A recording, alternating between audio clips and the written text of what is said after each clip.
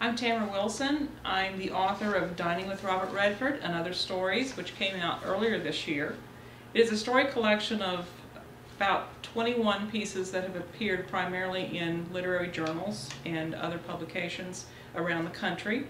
The title story was taken from an experience told to me by a former coworker who said one of our mutual friends had dined out in a restaurant for their anniversary with Paul Newman and Joanne Woodward, and they were the only other couple in the room. And the story stuck with me, and I thought, what can I do with this? It was very memorable. I couldn't imagine being in a room with Paul Newman and Joanne Woodward. And I changed it to Robert Redford because my plot did not lend itself to the wife being recognizable, which Joanne Woodward would have been. So I changed it to Robert Redford. First of all, I've been a long-time fan of his, and most people like Robert Redford. He's endured time. He's now 75, and believe it or not, and has pretty well been well regarded throughout his career. He's done a lot of things, and I think the title has appeal to it. So I'm going to read just part of the story. This first appeared in 2002 in the North Carolina Literary Review at East Carolina University. And this is just the first few paragraphs.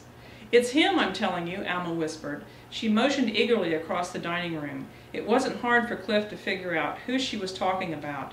There were only 2 tables occupied, and he and Alma had one of them. He said. "It's Robert Redford.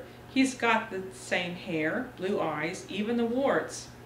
He had accompanied her to a few Redford movies over the years. He'd watched Butch Cassidy and the Sundance Kid become the great Waldo Pepper, and eventually make an indecent proposal to Demi Moore, hardly one of Hollywood's finest moments. But when he saw Redford in The Horse Whisperer, it was obvious the actor was beyond the romantic lead. He was getting old, like Alma and Cliff.